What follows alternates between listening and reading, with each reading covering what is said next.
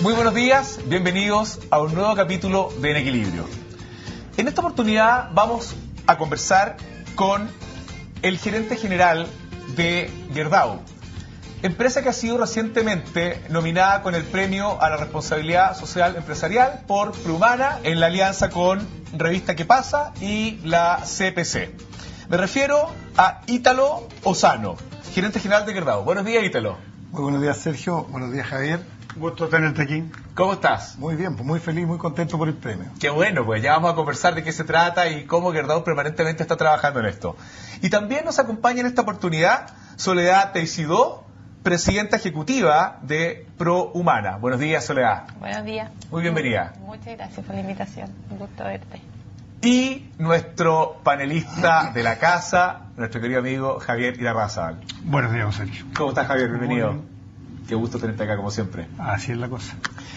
Les decía recién que Gerdau ha obtenido lo que es bastante común, porque Gerdau se gana casi todos los premios de clima laboral, de innovación. Algo tiene esta empresa. Y no por nada, recuerden ustedes que el primer programa de la temporada anterior tuvimos a Herman von Mühlenbrock, que actualmente es presidente de la SOFOFA, y quien fue durante 29 años el gerente general de Gerdau, que él tiene una vocación tremenda por la construcción de relaciones laborales virtuosas dentro de la organización. Por algo tienen el reconocimiento que tienen generalmente en distintos premios. Y en esta oportunidad, acaba la semana pasada, como les decía, de obtener el premio de responsabilidad social empresarial de Prehumana. Un aspecto, un ámbito muy importante de la responsabilidad social empresarial es el de los trabajadores de la organización. Hay muchos estudios, hay muchas encuestas que dicen que no puedes hacer una debida responsabilidad social si es que no partes preocupándote por tu propia gente. Ahí mucho se habla del marketing social cuando tú no tienes esta preocupación por tus trabajadores. Sabemos que Gerdau la tiene. Conversaremos entonces con nuestros dos invitados acerca de este tema. Ítalo, ¿de dónde surge esto en Gerdau? ¿Por qué y cómo? Cuéntanos un poco. Yo te diría que principalmente parte por los valores de la empresa. Valores. Los valores de la empresa son fundamentales, esta estructura de valores que llevan una cultura de responsabilidad social. Valores como, por ejemplo, la preocupación por el cliente, la preocupación por los colaboradores, que trabajen comprometidos, felices, el tema de la seguridad de las personas. ¿Te fijas? Yo creo que todos esos valores que nos llevan a tener una cultura que significan que al final la compañía esté en el ADN el tema de la responsabilidad social. ¿Y de dónde surge? ¿Dónde crees tú que viene eso de tener esos valores? Porque podría no tenerlo. Sí. Espíritu fundacional, viene de la matriz. Sí. Varias cosas. Yo diría, primero, viene de la matriz. En realidad, viene de la familia Gerdau. Perfecto. Viene de los hermanos Gerdau, viene de toda esta cultura que se transmite y que se transmite a través de los valores y a través de la cultura. Ellos son brasileños. Brasileños. La matriz está en Brasil. Así es, son brasileños, la matriz está en Brasil, y ellos han diseminado estos valores a todas las empresas del grupo. Y nosotros en Chile, como los chinos somos aplicados, hemos replicado muy bien estos valores. Y por lo tanto y se respiran adentro, ¿no? Efectivamente. Yo creo que hay algo que destacar de Gerdau. Tú lo dijiste, Sergio, que Gerdau se lleva todos los premios. Yo creo que no es que se los lleve, sino que se los gana. Porque la verdad es que uno va a esa empresa y cuando conversa con la gente y da lo mismo al nivel profesional con el que esté hablando, hay una camiseta, hay un orgullo, hay un sentido de pertenencia, que es lo que hace al clima el huevo y la gallina. El clima lo que hace que la empresa sea exitosa, es la empresa exitosa la que hace el clima. Vamos a encontrar siempre opiniones, pero en Gerdau eso se respira. ¿Soledad? Yo quería destacar justamente el hecho de que, y recogiendo lo que decía Javier, que en el sentido de que se los gana. Y lo digo se los gana porque hay algo que deberíamos mencionar, que después de 9 años de estar dando el premio en Chile, es primera vez que una empresa se gana la categoría sello platino, y es Gerdau. Y se lo gana en muy buena lid, se lo gana con un trabajo de 9 años, por lo menos lo que a mí me ha tocado evaluarlo a través del ranking, de trabajo constante, de mejoramiento continuo en todas sus prácticas de responsabilidad social y donde los colaboradores han tenido una participación súper activa. Es un punto muy importante. Tú mencionabas delante que uno de los criterios de evaluación estaba mirando las prácticas o lo que los colaboradores decían. ¿Cómo era eso? Exactamente, y creo que eso también justamente va en la línea de, de la pregunta que tú le hacías y cómo cuando tú generas una cultura de responsabilidad social, cuando tú generas un marco valórico que te permite ir organizando una cultura organizacional que por supuesto requiere mucho tiempo. Ajá. Por eso me gustó la distinción que hacía Javier en el sentido que se los gana porque es un trabajo constante que tú tienes que ir construyendo año a año, día a día. Los colaboradores de cada una de las empresas, y en este caso Gerdau, tienen que evaluar las distintas prácticas que tiene su empresa en responsabilidad social. Y eso tiene que ver no solamente con prácticas que les atañen a ellos como beneficio, condiciones laborales, sino también prácticas que tiene, y una de las cosas que es muy destacable de Gerdau, sus prácticas que tiene con toda la cadena de proveedores. Una empresa que ha marcado una línea en prácticas sustentables, en prácticas responsables frente a proveedores que muchas veces, ¿no es cierto?, tienen una relación de dependencia con usted en el buen sentido de la palabra, digamos, que son ¿no es cierto?, son recicladores que viven de... Entonces eso va generando una virtuosidad que cuando uno lo hace bien, de ahí hablando de lo que significa el equilibrio, ¿no es cierto?, y el construir organizaciones empresariales con visión, con sentido, empieza a pagar y ahí empiezan a ganar. Oye, cuando digo se los lleva, que no quiero hacer eso, que es peyorativamente. Lo que pasa es que en el medio se dice que cuando está Gerdau y ni compito porque se lo lleva todo, digamos, pero sin duda que se los gana, y nos consta, como dice Javier, uno va a hacer esa organización y se respira. Y yo me acuerdo haber caminado por la planta con Germán cuando era gerente general, y la forma como saludaba a los trabajadores de nombre y todo, y los conocía a la familia, es algo que es absolutamente espontáneo, así que se los gana. Fíjate que yo creo que hay cosas bien importantes, por ejemplo, las metodologías de trabajo, por ejemplo, el tema de la estructura plana. Nosotros no tenemos una estructura de 10 niveles, te fijas, hay 2 niveles, 3 niveles máximo. Entonces yo creo que todas esas cosas, otra cosa que es muy importante son los sindicatos. Los sindicatos también viven este tema.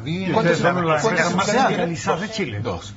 Pero son de las empresas más sindicalizadas de Chile. Claro, tenemos el 90 y tanto % de gente sindicalizada, pero el sindicato vive también el tema de la responsabilidad social. Es que así tiene que ser. Yo creo que hay un trabajo de todo el equipo.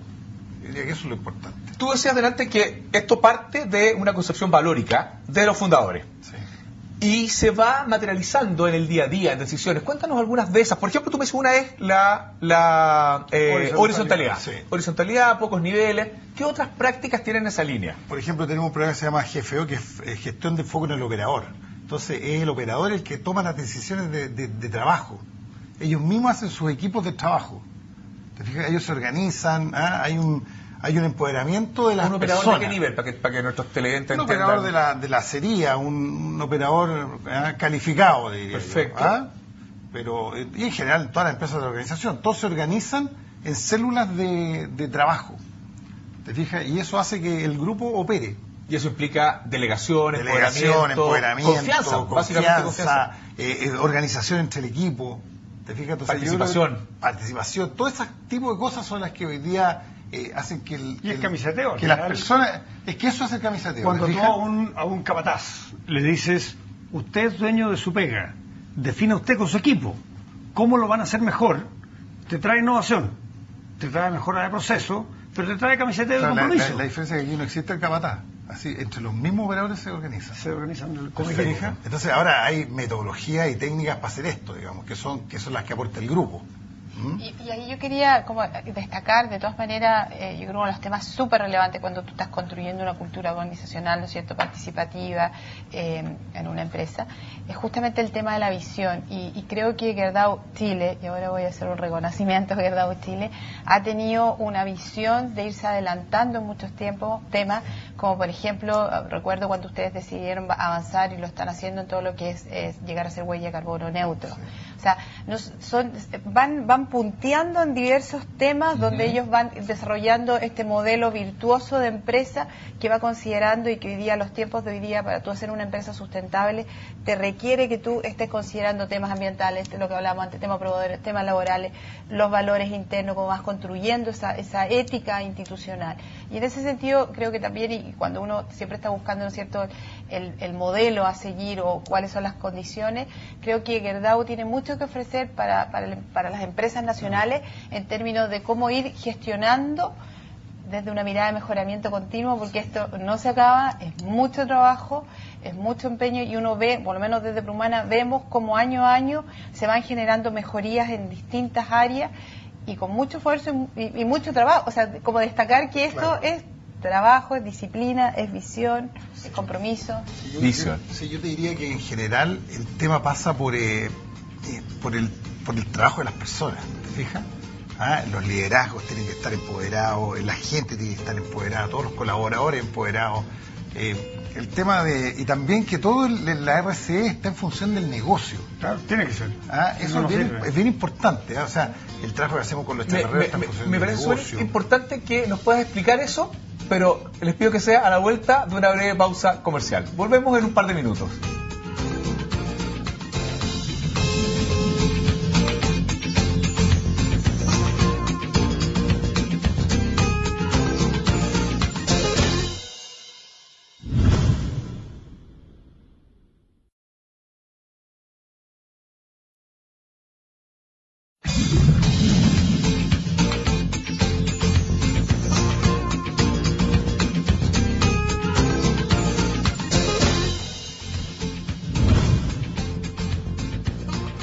Estamos de vuelta en Equilibrio.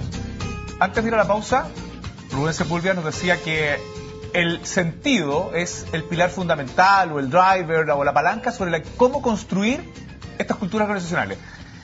¿Cuáles son las principales barreras con que te has encontrado o con que se puede encontrar un par tuyo en la construcción de cultura en organizaciones complejas, especialmente?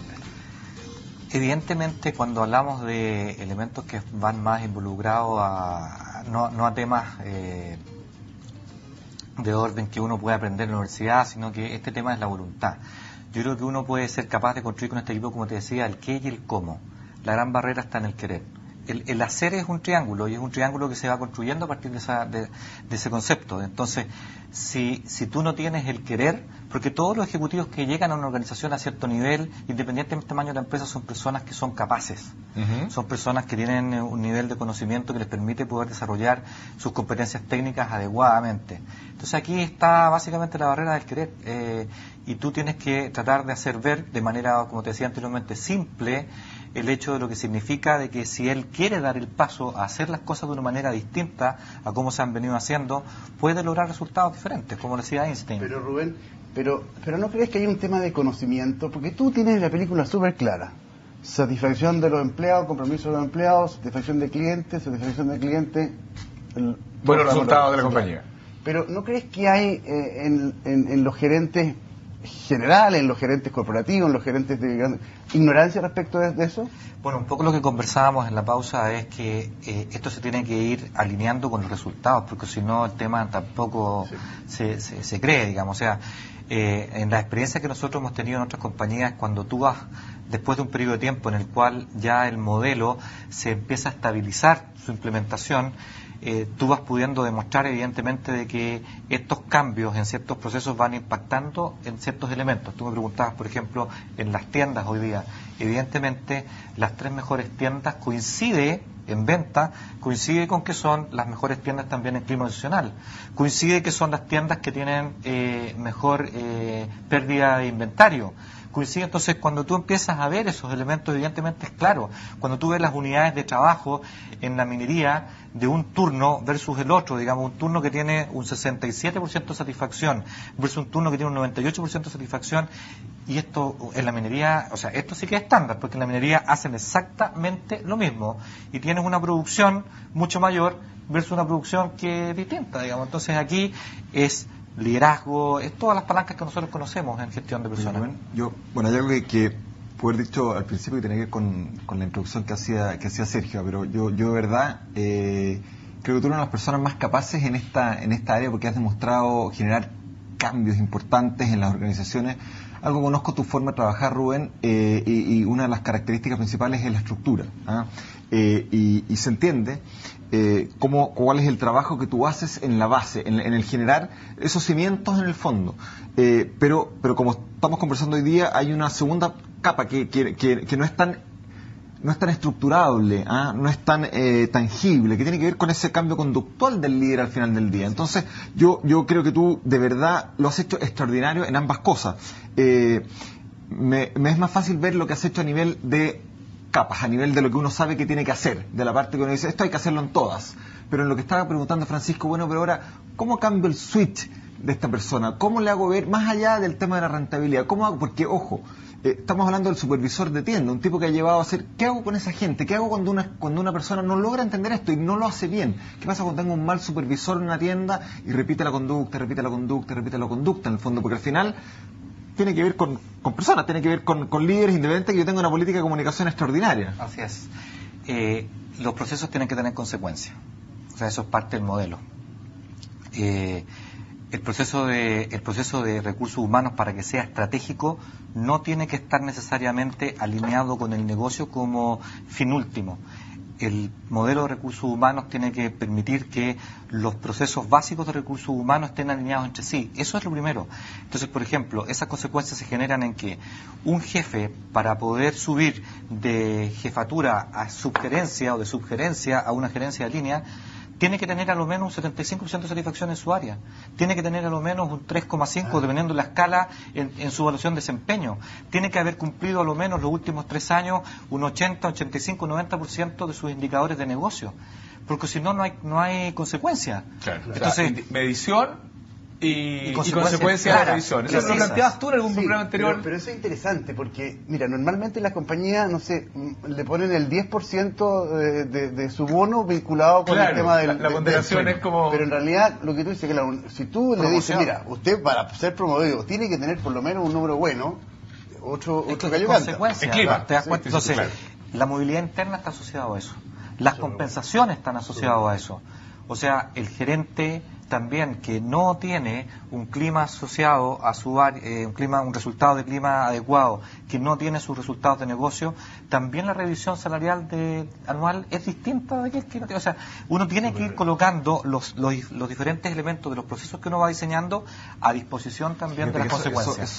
Un comentario, eso resulta clave, porque finalmente es políticamente correcto, y uno cuando está en reuniones con gerentes y todo, nadie te va a decir que el tema de las personas no es importante. Claro, en el discurso. Algún programa lo hablamos en el fondo, pero los valores o la realidad se mide en la práctica, se mide donde hay un trade-off, donde puede haber una posible pérdida. Y aquí es donde hay que ser consecuente, cuando yo tengo que decir, este tipo aparentemente tiene los KPI en buen nivel, cumple con el 80% del presupuesto, pero no lo hace bien con las personas. Sin duda. ¿Qué hago? Y ahí es donde uno tiene que ser consecuente. Bueno, este tipo no se promueve. Así de simple. Incluso lo que a mí me tocaba cuando yo era ejecutivo, lo que yo hacía 2 años consecutivos malo, o sea, uno le hacíamos un plan y el segundo, chao, se iba. Claro. O sea, y él sabía. Entonces el despido era... ¿Qué más consecuencia que esa? Claro, esa sí que es consecuencia. Pero la consecuencia es que con esta reflexión nos vamos a una nueva pausa. Vale, pero la consecuencia también es importante de la mirada de qué pasa con el otro, de que tiene una buena evaluación y lo quieren desvincular. Entonces, ahí tú realmente mides la consecuencia. Exactamente. Porque independientemente de los elementos que se van generando y que te van entregando, tú tienes que ser capaz de llamar a la persona que hizo esa evaluación y decirle, viejo, paremos este tema. Porque esto no es tan fácil, porque ¿cómo esta persona cambió en 2 meses? O sea, hace 2 meses atrás era brillante y ahora resulta que quieres desvincularla. Entonces, también sirve para poder generar consecuencias en el tema del estilo liderazgo y la forma, y cómo uno va haciendo mucho más maduro esos procesos dentro de la organización. Muchas gracias. Vamos a la última pausa y volvemos en un par de minutos.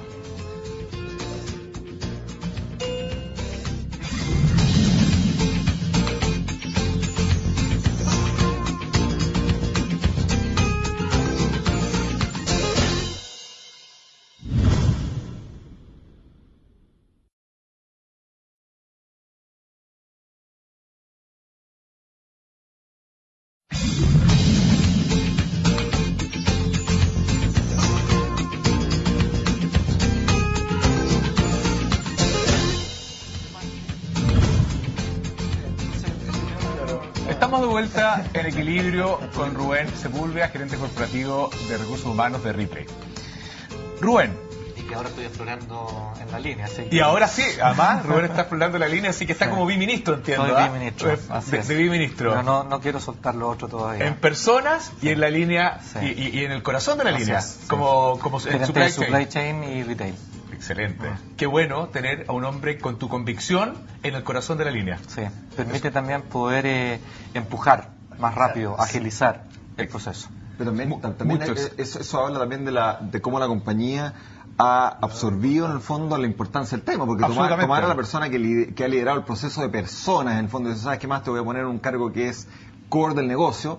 Eso habla también de decir, bueno, acá se vio que la pega está bien hecha, se nota que hay una estructura que finalmente es funcional al negocio, por lo tanto es clave.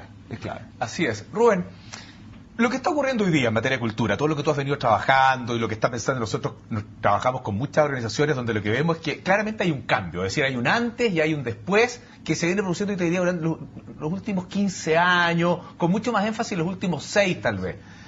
Desde pasar de una cultura del control, de la desconfianza, del abuso, a lo que estamos hablando hoy día, una cultura donde existen relaciones de confianza, de felicidad incluso, que llevan a los mejores niveles de compromiso. ¿Cuál es el estado actual del arte? Tú que has estado dedicado a esto, ¿cómo está? ¿Qué tan masivo está esta toma de conciencia en general en las organizaciones?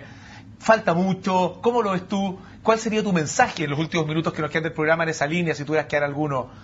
Mira, yo creo de que lo que he visto positivo es que se ha vuelto a las bases y a la naturaleza de la gestión de personas.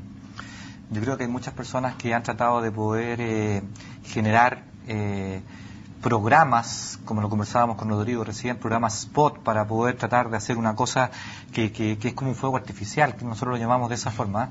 Pero yo creo que volver a las bases, porque lo que tú dices es tan cierto, de que estamos con una corriente que es distinta, donde sitúa al individuo dentro de la organización, no al trabajador, al individuo dentro de la organización de una manera distinta. Entonces, si realmente creo de que somos capaces de volver a mirar a las bases de la gestión de personas, a lo básico, para poder alinear esa ola que estamos viviendo, creo que vamos a tener resultados distintos, porque con esa mirada tenemos que volver a decir qué es lo que estamos haciendo en reclutamiento y selección, qué es lo que estamos haciendo en capacitación, qué es lo que estamos haciendo en desarrollo, qué es lo que estamos haciendo en compensaciones. Pero hay una mirada también que dice, no, es que si son autos Fórmula 1, hagamos al tiro un Fórmula 1. Yo diría, mira, analicemos de por qué se empezó a correr en Fórmula 1, cuáles fueron las claves. Entonces, vamos a lo básico. Yo creo de que ahí muchas veces se tiene como una que uno está retrocediendo, pero yo creo que es todo lo contrario. Es asegurando el alineamiento estratégico de los procesos con esa ola y ese entorno que estamos viviendo, que evidentemente es súper encachado cuando uno habla de felicidad. Yo creo que hay que felicitarte, Rubén, y tenemos que traerte más a menudo a este programa. Y felicitar a los Calderón que te contrataron, porque realmente... ¿Y cómo está la compañía? ¿Cómo han ido los números finales de la compañía? Mira, el retail en particular es una industria que tiene sus bemoles, porque es moda, es tendencia. Entonces, claramente los ciclos del negocio van siendo marcados por ciertos elementos que son externos y que dependen de nuestros clientes, básicamente, pero mucho también de nuestros productos. Entonces, otra ventaja que también le asocio en este tema es poder, este espacio que te genera la organización de participar en la planificación estratégica. Entonces, uno puede perfectamente conocer y saber cómo ir alineando estos procesos de recursos humanos a esa estrategia del negocio. Y la verdad es que este año ha sido un año bastante positivo, bastante bueno. Nos ha permitido ya comenzar una internalización distinta, porque tener dos países todavía como que uno está con un primo hermano y ahora ya la familia creció. Estamos también en Colombia, felices, viendo cómo poder crecer allá, un país de más de 50 millones de habitantes. Entonces te ofrece oportunidades increíbles, con culturas también entretenidas de poder conocer, armar equipos allá. Perú también creciendo mucho, y aquí en Chile tratando de lograr un modelo que sea altamente eficiente, un modelo de que pueda trabajar en conjunto y en la mano con las personas que están dentro de la organización, y un modelo que evidentemente pueda causar un resultado diferente a lo que se ha hecho en el retail antes. Generar orgullo importante. Déjame sacar una... Y con eso terminamos, Rodrigo. Lamentablemente tenemos miles de preguntas, pero el tiempo nos pilla siempre. Una cosa nomás que creo que no hemos tocado con la suficiente profundidad en todos los programas, que tiene que ver con el alineamiento estratégico, en el fondo, que la cultura tiene que estar alineada con la estrategia. A veces nos olvidamos de eso y buscamos un indicador de confianza, de compromiso, de felicidad, y nos olvidamos que la cultura es la que hace el negocio. Por lo tanto, si la cultura no está alineada con la estrategia, la verdad es que no tiene mucho sentido. La respuesta vamos a tener que tenerla en un próximo programa, que nos encantaría en la próxima temporada invitar a Rubén Sepúlveda. Muchísimas gracias, Rubén, que ganas de seguir conversando contigo. Las preguntas son muchas porque estamos hablando de el cómo específicamente esto se hace de una persona que ha logrado hacerlo en organizaciones complejas. Muchísimas gracias. Gracias a ustedes. Y a nuestros panelistas lo mismo, Francisco, Rodrigo, muchísimas gracias. Y a ustedes sigan en la compañía de CNN Chile y nos vemos el próximo domingo en una nueva versión de En Equilibrio. Muchas gracias.